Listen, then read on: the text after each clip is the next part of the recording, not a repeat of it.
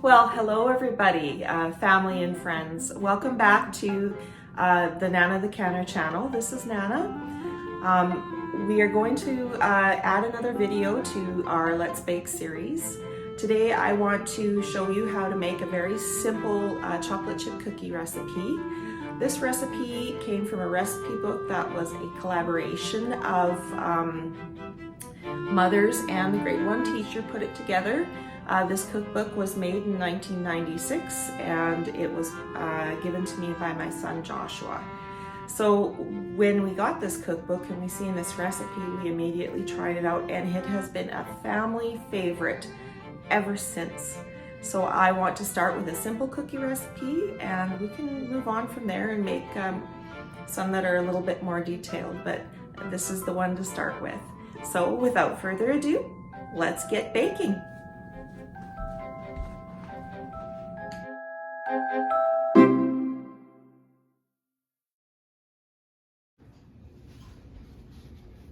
All right, let's just run through the ingredients. We're going to have 1 cup of butter or margarine, half a cup of sugar, that's white sugar, half a cup of brown sugar packed, 2 eggs, 2 teaspoons of vanilla. I use the artificial vanilla extract right now, 2 cups of flour, 1 teaspoon of salt, 1 teaspoon of baking soda, and 2 cups of semi-sweet chocolate chips. We're going to mix that together and I'll show you that in a minute. We're going to preheat our oven to about 350 to 375. And when we have it mixed together, we'll put it in the oven for about 7 to 9 minutes.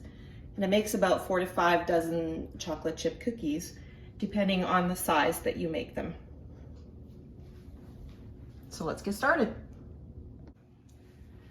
So the key ingredient to this recipe is the butter or the margarine. This will make or break your cookie. I use a soft margarine that's been in the fridge, so it's a bit harder, a bit firmer. You can use hard margarine, but you'll have to leave it out for just a little bit at room temperature. Don't melt the margarine or the butter. Your cookies will flatten right out on you and they won't be good.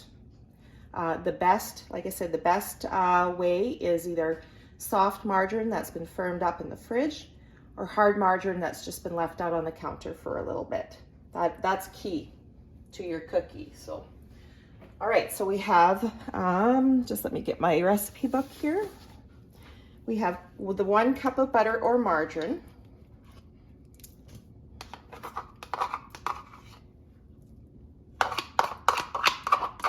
I have made it with butter before and I do really like it as well, but we have margarine is more readily available and it's not as expensive. So that's what I've been using. And yes, my hands are clean. I washed my hands. I do a lot of cooking and baking with my hands. And I had somebody that I know actually ask me about that. And well, of course I wash my hands. I'm a nurse.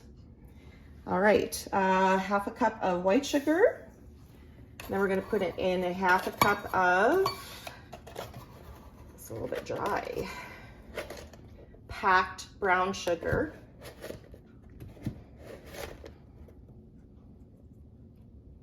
So there we go, half a cup of packed brown sugar. And we're just going to cream this together. Get it good and mixed up.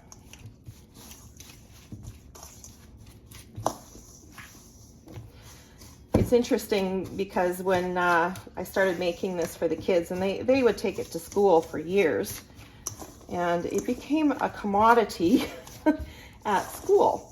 The kids would leave with the cookies in the morning in their lunch kit, and then they come back with wrappers that belong to fruit roll-ups, and they said they were actually trading some of their cookies. Everybody enjoyed them so much that they were trading some of their cookies for other goodies at school. So I was like, oh wow, everybody must like it. So it was not only a hit with my kids, but also a hit with the other children in the classes. So we'll get it good and creamed up here. Today isn't as cold as what it has been. We hit a low of minus 34.5 last week, earlier this week. And it's only 18 degrees, minus 18 degrees Celsius now. So we've got that cream together. And then the next thing we're going to do is beat in our eggs. It says 1 at a time, so we'll try that. So you need to beat the eggs in and you need to beat them really good.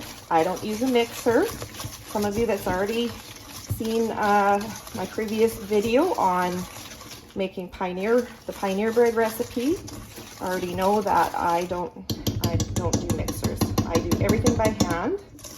And like I said, I receive gratification and satisfaction from doing everything by hand. And I also want to teach my grandchildren they don't need those appliances to do this job. Just a little bit of elbow grease is what we say. And your second egg, we're going to beat that in as well.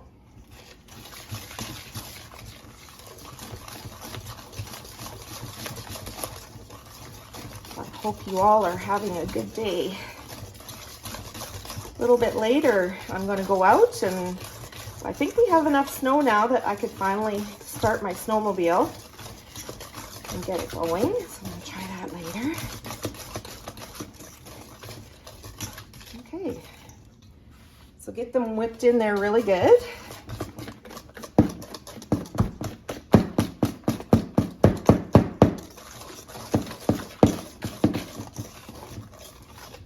That looks pretty good there.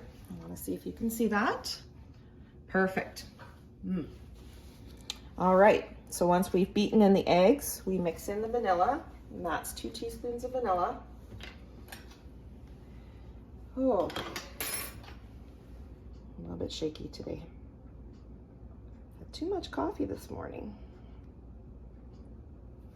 1.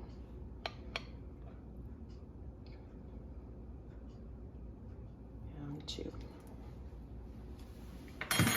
So mix that in.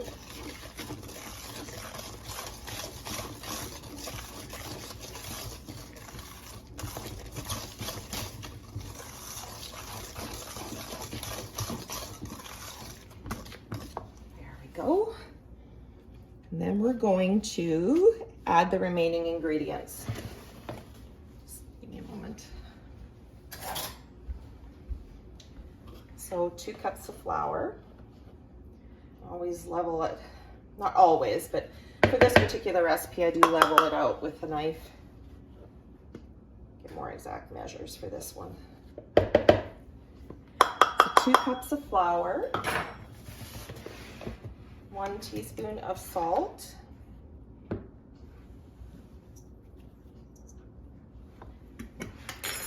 1 teaspoon of baking soda.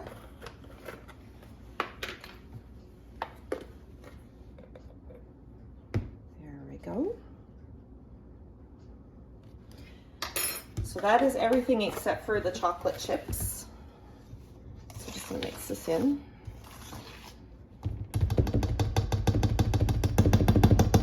I should have started this part with the spatula. I'm going to lick that off later. Okay, so we have the spatula here. So we're just gonna mix it in. This chocolate chip recipe, a cookie recipe, you can do more than just the semi-sweet chocolate chips with it. I have on occasion, when I've had butterscotch chips, I have mixed half and half, and it has tasted delicious. It's just a twist on that. You can also add some Smarties or some M&M's chocolates, candy covered chocolates, and it tastes good. There were many mornings I was up at 6 o'clock in the morning baking fresh cookies for lunches. One recipe or one batch hardly lasted very long in the house with the the large family and 6 kids, so I would actually make 2 batches at a time. Okay, so we got that mixed up good. And then we're going to add the semi-sweet chocolate chips.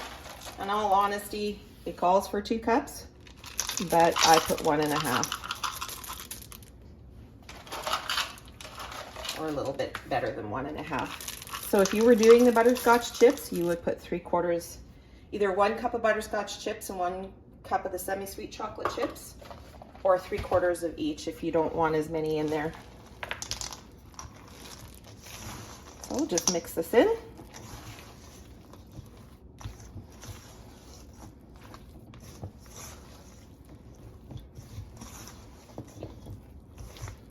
Make sure that the chocolate chips are evenly distributed. And once you've got that done, you are ready to put them on the cookie sheets. I'll be right back. Okay, so we're gonna put our cookie dough onto our sheets. So we're gonna use, not an exact science, about that much. Now I actually have baking sheets that are specifically for cookies. I designate them for that as we use our other baking pans and baking sheets for a wide variety of things, and they end up losing their non-stick quality. So I have a set that we only put like buns and actual cookie dough on, just so that we can keep them nice and keep that non-stick in place, that non-stick film. So I think I could probably, not sure if I could fit a dozen or a dozen plus 3 here, but we'll see. I think we might just go for a dozen. It's about that much, I would say. Rounded teaspoonful maybe. And there we go.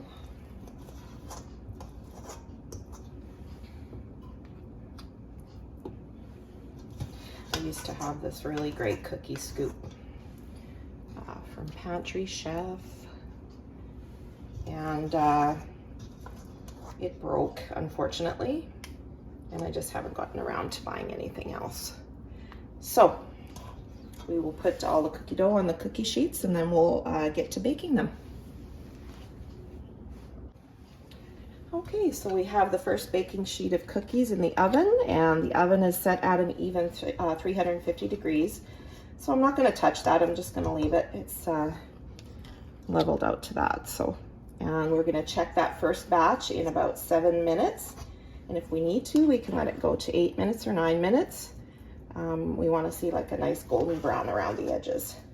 So when I have all of the cookies baked up, I will bring you back and we'll show you the final product. Okay, so I did end up going full 8 minutes with these cookies. I just wanted to show you this in the meantime.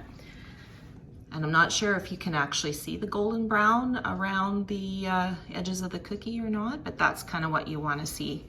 Not too much, because then you know that it's burning on the bottom, but this is about the perfect temperature and perfect timing for this particular batch of cookies. So we'll bring you back when they're all done. Well, there we have it, folks. 4 dozen cookies plus about 3, and of course you have to know that Nana's going to taste them. So this is the finished cookie, ready to go. And I doubt they'll last very long, because when Papa gets home, he will devour them. They taste so delicious. Well, there you have it. The cookies are baked and all done. The kitchen smells tremendously great. The cookies taste very delicious. I just wanted to show you the cookbook that it come from. Josh, I don't know if you remember this or not.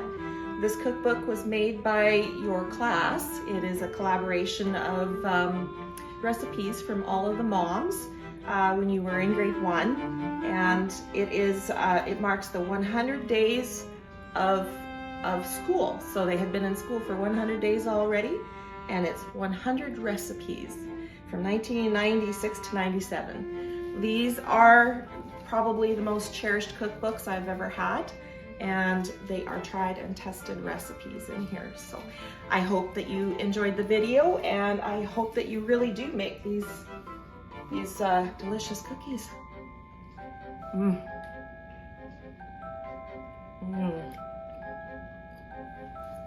Fresh out of the oven. All right, have a good day.